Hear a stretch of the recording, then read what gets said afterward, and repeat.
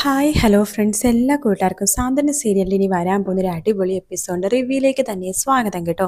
Channel ആദ്യമായിട്ടാണ് കാണുന്നുണ്ടെങ്കിൽ ഒന്ന് സബ്സ്ക്രൈബ് ചെയ്ത് ലൈക്ക് ചെയ്ത് സപ്പോർട്ട് ചെയ്യാൻ വേണ്ടി മറക്കല്ലേ.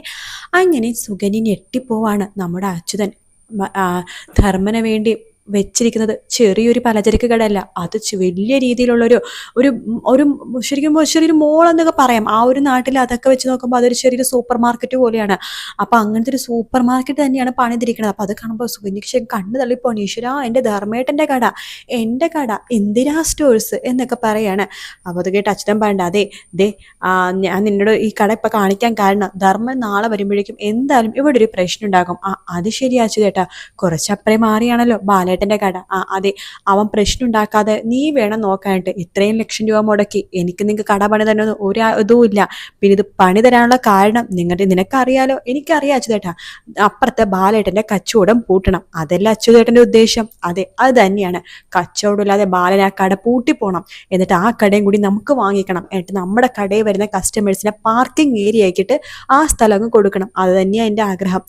അച്യുതേട്ട, ആ ആഗ്രഹം ഞാൻ സാധിച്ചുതരും, ഈ സുകന്യ സാധിച്ചുതരും. അച്യുതേട്ട നോക്കിക്കോ, 1-2 മാസം അതിനുള്ളിൽ ബാലേട്ടൻ കട പൂട്ടി അവിടെ നിന്ന് അങ്ങ് പോകും. മതി, ഈ ഒരു ഉറപ്പ് എനിക്ക് കിട്ടിയാൽ മതി. അപ്പോൾ നാളെ 10 മണിക്കാണ് ഉദ്ഘാടനം. അപ്പം മാത്രമേ അവൻ അറിഞ്ഞാൽ മതി ഇതാണ് കട എന്ന്. ശരി അച്യുതേട്ട എന്ന് സുകന്യ പറയണം. അങ്ങനെ സുകന്യ കടയൊക്കെ കണ്ട് കൊതിയോടുകൂടി തന്നെ തിരിച്ച് വീട്ടിലേക്ക് എത്തുവാട്ടോ. സുകന്യ എത്തുമ്പോഴേക്കും ധർമ്മം ചോദിക്കുന്നുണ്ട്, സുകന്യ നീ ഇത് എവിടെയായിരുന്നു? ഞാൻ നമ്മുടെ കട വരെ ഒന്ന് പോയതാണ്. നമ്മുടെ കടയോ? അതെ, ഇന്ദിരാ സ്റ്റോഴ്സ്. എന്നിട്ട് നീ പോയപ്പോഴെന്താ എന്നെ വിളിക്കാതിരുന്നത്? അത് ധർമ്മേട്ടൻ്റെ ഒരു സർപ്രൈസാ, നാളെ കട കണ്ടാ മതി. അതിലെന്തോ ഒരു കള്ളത്തിലുണ്ടല്ലോ സുകന്യെ എന്ന് ധർമ്മൻ ചോദിക്കുമ്പോൾ സുകന്യ പറയണ്ട, ഒരു കള്ളത്തരവും ഇല്ല. ധർമ്മേട്ടൻ ഞെട്ടിപ്പോകും. ഇത് സാധാരണ ചെറിയ കടയൊന്നുമല്ല, വലിയ കടയാ, ഒരു സൂപ്പർ മാർക്കറ്റ്, വലിയൊരു സൂപ്പർ മാർക്കറ്റ് എന്ന് പറയാണ്. അല്ല, ഈ കട എവിടെയായിട്ടാ? അല്ല, ഈ കട ഞാൻ കണ്ടിട്ടില്ല, അതുകൊണ്ടാ ചോദിച്ചത്. ധർമ്മേട്ട, അതൊക്കെ സർപ്രൈസ് ആണ്. പറഞ്ഞില്ലേ, നാളെ രാവിലെ 10 മണിയാകുമ്പോൾ ധർമ്മേട്ടൻ ആ സ്ഥലത്തേക്ക് എത്തുന്നു. നമ്മുടെ അമ്മ കട ഉദ്ഘാടനം ചെയ്യുന്നു, നമ്മൾ കച്ചവടം തുടങ്ങുന്നു. കച്ചവടത്തിന്റെ ഭാഗ്യമായിട്ടേ ആദ്യത്തെ ആഴ്ച 10% ഓഫറാണ് അച്യുതേട്ടൻ കൊടുത്തിരിക്കുന്നത്. അത് നഷ്ടവുമില്ല ഇപ്പൊ കട. എന്ത് നഷ്ടം? കസ്റ്റമേഴ്സിനെയൊക്കെ വിളിക്കാനായിട്ടാണ് അച്യുതേട്ടൻ പറഞ്ഞത്. ശരി, എന്തൊക്കെയോ ഒരു പന്തികേട് ഞാനിതിൽ മണക്കുന്നുണ്ട്.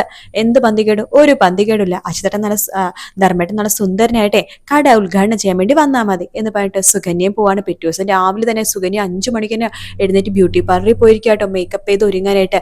അപ്പോൾ രാവിലെ വരുമ്പോഴേക്കും സുകന്യ എടുത്ത് ധർമ്മം ചോദിക്കണ്ടല്ലോ, സുകന്യ നീ ഇത് രാവിലെ തന്നെ എവിടെ പോയതാ? അത് ഞാൻ നന്നായിട്ട് ഒരുങ്ങാൻ വേണ്ടി പോയതാ, നമ്മുടെ കടയുടെ ഉദ്ഘാടനമല്ലേ, ഫോട്ടോസും കാര്യങ്ങളൊക്കെ എടുക്കില്ലേ. അയ്യോ ധർമ്മേട്ട, ഞാൻ വാങ്ങിച്ചിരുന്ന പുതിയ ഡ്രസ്സ് വേണം ഇടാനായിട്ട്, നമ്മുടെ കടയുടെ ഉദ്ഘാടനത്തിന് ഒരുപാട് പേര് വരുന്നുണ്ട് എന്ന് പറയാണ്. അല്ല, എന്നിട്ട് എപ്പോഴും എവിടെയാണ് കടയെന്ന് പറഞ്ഞല്ലോ, ഏകദേശം എവിടെയായിട്ട് വരും? നമ്മുടെ അമ്പലത്തിന്റെ സൈഡാണോ അതോ സിറ്റിയുടെ അടുത്താണോ എന്ന് ചോദിക്കണം. അയ്യോ, അവിടെയൊന്നും അല്ല, ധർമ്മേട്ടന് ഇഷ്ടപ്പെടുന്ന ഒരു സ്ഥലത്ത് തന്നെയാണ് എന്നൊക്കെ പറയുന്നുണ്ട്. ശേഷം നമ്മുടെ ധർമ്മൻ അമ്മയടുത്ത് പോയി ചോദിക്കേണ്ട, അമ്മേ ഈ കട എവിടെയാ അമ്മേ അച്യുതേട്ടൻ കൊണ്ടുപോയി വെച്ചിരിക്കുന്നത്? അല്ല, എല്ലാവരും സർപ്രൈസ് ആണെന്ന് പറയുന്നുണ്ടെങ്കിലും എനിക്ക് എന്തോ ഒരു പന്തികേട് പോലെ തോന്നും അമ്മേ. എടാ, അതൊന്നും കുഴപ്പമുണ്ടാവില്ല, ഇത് എവിടെയാന്ന് എനിക്കും അറിയില്ലടാ, എന്നോടും ആരും ഒന്നും പറഞ്ഞില്ല, ഇതൊക്കെ നിന്റെ ഏട്ടന്മാരുടെ പണിയാണ്. എന്തായാലും സമയമായി, വാ നമുക്ക് ഇറങ്ങാം എന്ന് പറയണം. അങ്ങനെ എല്ലാവരും അവിടെ നിന്ന് അങ്ങോട്ട് ഇറങ്ങുവാട്ടോ. ആ ഇറക്കം കാണുമ്പോഴേക്കും നമ്മുടെ ഗോമതി ഇങ്ങനെ നോക്കുന്നുണ്ട്, എല്ലാവരും കൂടി ഒരുമിച്ച് എവിടെയൊക്കെ പോകുന്നുണ്ടല്ലോ, ഇനി വല്ല അമ്പലത്തിലേക്കാണോ എന്ന് ഗോമതി ഇങ്ങനെ നോക്കാണ്. ശേഷം ഗോമതി പതുക്കെ അമ്മേനെ ഇവിടെ വന്നേമ്മേ എന്ന് പറഞ്ഞ് വിളിക്കാണ്.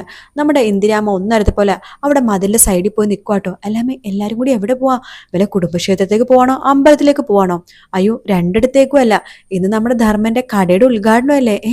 ധർമ്മന്റെ കടയുടെ ഉദ്ഘാടനോ? അതെ. അപ്പോ അവിടെ ആരും ഒന്നും അറിഞ്ഞില്ലേ? ഇല്ലമ്മേ, ഒന്നും പറഞ്ഞില്ല. കഴിഞ്ഞ ദിവസം ബാലേട്ടൻ അങ്ങനെ എന്തോ പറയുന്ന പോലെ എനിക്ക് തോന്നി, പക്ഷെ അത് ഇന്നാണെന്നൊന്നും അറിയില്ലായിരുന്നു. നമ്മുടെ ധർമ്മൻ ഒരു ചെറിയൊരു കട ഇട്ട് കൊടുത്തിട്ടുണ്ടല്ലോ ഏട്ടന്മാരെ, അതിന് ഉദ്ഘാടനം എന്ന്. എന്നാലും അവനൊരു വാക്ക് പോലും ഞങ്ങളോട് പറഞ്ഞില്ലല്ലോ അമ്മേ. അത് ചിലപ്പോൾ മടി കൊണ്ടിട്ടായിരിക്കും മോളെ, പലചരക്ക് കട തന്നെയാണ് ഇട്ട് കൊടുത്തിരിക്കുന്നത്. അപ്പൊ അതുകൊണ്ട് നിങ്ങൾ എന്തോ ഓർക്കുമെന്ന് വെച്ചിട്ടായിരിക്കും അവനൊന്നും പറയാതിരുന്നത്. അല്ല, എവിടെയാമ്മേ കട? നല്ല കടയാണോ? വലിയ കടയാണോ?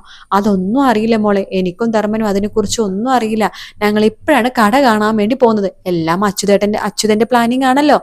എന്തായാലും പോയിട്ട് വന്നിട്ടേ ഞാൻ നിനക്ക് ഫോട്ടോയൊക്കെ അയച്ചുതരാം എന്ന് അമ്മ പറയുന്നുണ്ട്. അങ്ങനെ എല്ലാവരും കൂടി ആ കടയുടെ ഭാഗത്തേക്ക് പോകുമ്പോഴേക്കും ധർമ്മൻ ആ വഴി കാണുമ്പോൾ ചോദിക്കണ്ട, അല്ല ഏട്ടാ, ഇത് നമ്മുടെ ഗോമതി സ്റ്റോഴ്സിലേക്കുള്ള വഴിയല്ലേ?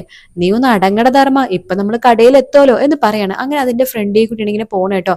അപ്പൊ ബാലനോട് അടുത്തുള്ള ആൾക്കാർ പറയേണ്ടതേ, നമ്മുടെ അവിടെ കട വാങ്ങിച്ചേക്കണ ആരാന്നറിയാവോ? ബാലേട്ടന്റെ അളിയന ഇവിടെ നിന്നിരുന്ന ധർമ്മൻ എന്ന് പറയാണ്. അത് കേൾക്കുമ്പോഴാണ് ബാലൻ ശരിക്കും ഷോക്കായി പോണത്. കേട്ടോ ധർമ്മനാണ് കട വാങ്ങിയെന്ന് അറിയുമ്പോൾ. എങ്കിലും ധർമ്മം നന്നാവണമെങ്കിൽ നന്നാവട്ടെ എന്നേ ബാലൻ അപ്പോഴും വിചാരിക്കുന്നുള്ളൂ. അങ്ങനെ ധർമ്മന്റെ കട കാണുമ്പോൾ ധർമ്മൻ ഷോക്കായി പോകണം. ഇതെന്താ ഇവിടെ, ഇതെന്ത് കട, വായിച്ചു നോക്കട പേര്, ഇന്ദിര സ്റ്റോഴ്സ്. ഏട്ടാ ഇതാണോ ഏട്ടൻ എനിക്ക് വേണ്ടി പണിയിച്ച കട എന്ന് പറഞ്ഞത്? അതെ, എന്താ കുഴപ്പം? ഏട്ടാ ഇതൊരു ചതിയായി പോയല്ലോ. എടാ ദേ ആളുകളൊക്കെ നിൽക്കണ്ട, മിണ്ടാതിരിക്കുക. അമ്മേ ഉദ്ഘാടനം ചെയ്. അല്ലട മോനെ, ഇതിന്റെ തൊട്ടടുത്താണെന്ന് നീ എന്താ പറയാതിരുന്നത്?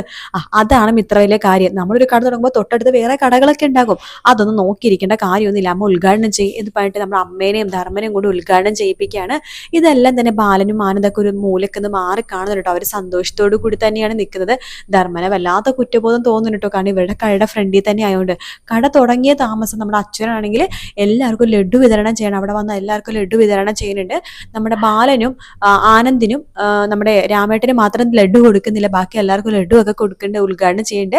അതിന്റെ ഭാഗമായിട്ട് കടയിൽ 10% ഓഫറൊക്കെ കൊടുക്കുന്നുണ്ട്.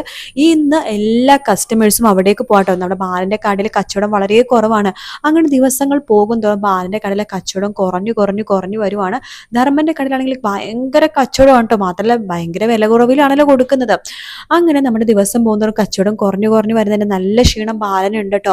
അപ്പൊ ഗോമതി പറയുന്നുണ്ട്, ധർമ്മൻ കട തുറന്നുകൊണ്ടാണ് നമുക്ക് കച്ചവടം ഇല്ലാത്തെന്ന് പറയുമ്പോൾ, അയ്യോ ധർമ്മൻ നീ പറയല്ലേ, ഇപ്പൊ നമ്മുടെ കടയുടെ അടുത്ത് വേറെ കടകളൊക്കെ വരും, അതിപ്പോ ധർമ്മം തുടങ്ങി അത്രയല്ലേ ഉള്ളൂ. അങ്ങനെ ഒന്നും വിചാരിക്കേണ്ട, ധർമ്മം നന്നാവണമെങ്കിൽ നന്നാവട്ടെ എന്ന് പറയാണ്. അങ്ങനെ മീനാക്ഷിയും ഇത്രയും ഒരു ആശയം പറഞ്ഞു കൊടുക്കുകയാണ്.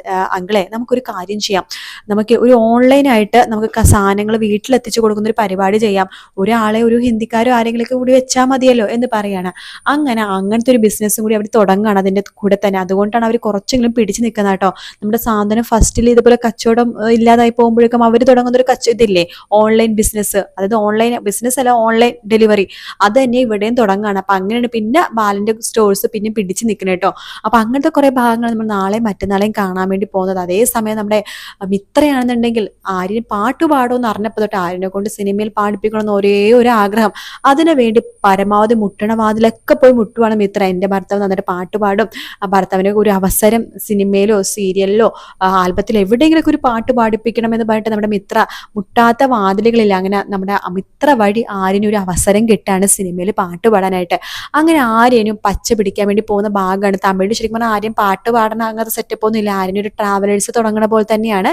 പക്ഷെ ഇതിൽ നമ്മുടെ ആര്യൻ ഇനി വെച്ചടി കയറ്റുമായിരിക്കും. ട്രാവലേഴ്സും തുടങ്ങും, അത് തുടങ്ങാനുള്ള പൈസ ഉണ്ടാകാൻ പോണത് ഈ ഒരു പാട്ട് പാടി ഫേമസ് ആയിട്ടായിരിക്കും. പിന്നീട് അവിടെ നിന്ന് അങ്ങോട്ട് ആര്യനെ തിരക്കായിരിക്കും. അങ്ങനെ ആര്യന്റെ ജീവിതം പച്ച പിടിക്കുമ്പോൾ നമ്മുടെ ബാലനാകെ വിഷമത്തിലാണ്. ആനന്ദിന്റെ ജീവിതം ഇങ്ങനെ ആയല്ലോ. ആനന്ദാണെങ്കിൽ ദേവീനെ അടുപ്പിക്കില്ല എന്ന് പറഞ്ഞിട്ട് ഒറ്റക്കാലി നിൽക്കാട്ടോ. എന്തായാലും അങ്ങനത്തെ കുറെ നല്ല നല്ല ഭാഗങ്ങളാണ് നമ്മൾ ഇനി അങ്ങോട്ടുള്ള എപ്പിസോഡ്സിൽ കാണാൻ വേണ്ടി പോകുന്നത്. വീഡിയോ ഇഷ്ടപ്പെടുകയാണെന്നുണ്ടെങ്കിൽ ലൈക്ക് ചെയ്യാനും അതുപോലെ തന്നെ സബ്സ്ക്രൈബ് ചെയ്യാനും കമന്റ് ചെയ്യാനും മറക്കല്ലേ കേട്ടോ. മറ്റൊരു വീഡിയോ ആയിട്ട് വീണ്ടും കാണാം. Take care, bye bye.